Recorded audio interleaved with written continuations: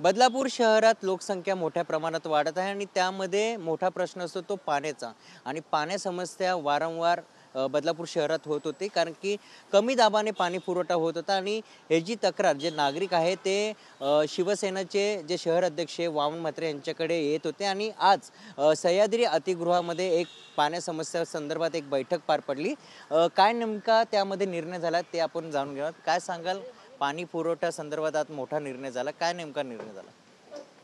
माननीय राज्याचे उपमुख्यमंत्री एकनाथजी शिंदे साहेब यांनी 8 दिवसापूर्वी बदलापूरच्या नवीन योजनेला एक मंजुरी दिलेली आहे। नगरोत्थान योजनेतनं 240 कोटी रुपयाचा निधी त्यांनी मंजूर केलेला अंतिम निर्णयासाठी मुख्यमंत्री साहेबांकडे फाईल आजच साइन होऊन आलेले। एक 8 दिवसामध्ये त्याचा GR निघणार आहे, परंतु त्या कामासाठी कमीत कमी 3 ते 3.5 वर्षाचा कालावधी लागणार आहे।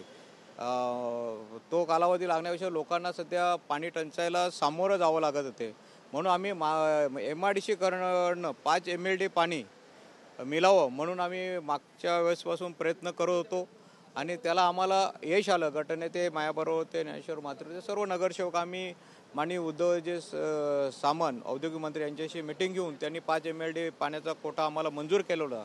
त्यातनं 2 MLD पाणी हे बदलापूर शहरासाठी देतो आहे, पण 3 MLD पाणी देण्यासाठी त्यांनी अंशदान अनुदान म्हणून 13,48,00,000 रुपये भरण्यासाठी MRDCने वॉटर सप्लायला विनंती केली होती। ते 13 कोटी रुपये आज आम्ही माननीय महोदय पाणीपुरवठा मंत्री गुलाबरावजी पाटील यांच्या अध्यक्षतेखाली आज मीटिंग घेऊन ते कमी केलेलं आणि लवकरात लवकर 3 MLD पाणी एक 8 दिवसाच्या बदलापूर वासियांना मिळणार आहे। आज बदलापूर शहरामध्ये ज्या टाक्या बांधून पडलेल्या आहेत, पण त्या टाक्यांमध्ये पाणी नाही आणि बदलापूरची जनता वणवण पाण्यासाठी करत आहे। आता नक्कीच त्यासाठी जो माननीय एकनाथजी शिंदे साहेब आणि गुलाबरावजी पाटील यांनी जो निर्णय घेतला तो आमच्यासाठी मोठा गुणास्पद निर्णय। लवकरात लवकर बदलापूर शहरातल्या लोकांना जी पाणी टंचाई त्या पाणी टंचाईपासून मुक्तता मिळेल।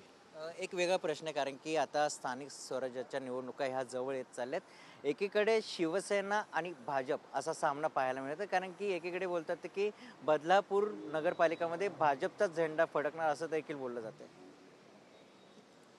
1955 पासून शिवसेनेचा झेंडा डोलाने त्या नगरपालिकेवर फडकवतो आणि आतासुद्धा या 7-7.5 आम्ही जरी महायुती असली निवडणुका वेगवेगळ्या लढलो तरी पुन्हा सत्तेमध्ये आम्ही एकत्र येतो।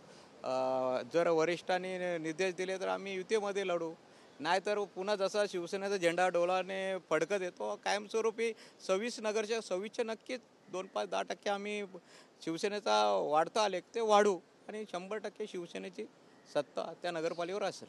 पण नगरपालिकेवर शिवसेनेचाच भगवा झेंडा फडकणार का? 100%। नक्कीच हे होते आपल्यासोबत वामन म्हात्रे आणि स्थानिक स्वराज्याच्या निवडणुकीमध्ये बदलापूर नगरपालिकेमध्ये शिवसेनेचाच भगवा झेंडा फडकणार अशी प्रतिक्रिया वामन म्हात्रे यांनी दिली आहे। कॅमेरामन किशोर सोबत मयूर जाधव, TV9 मराठी, मुंबई।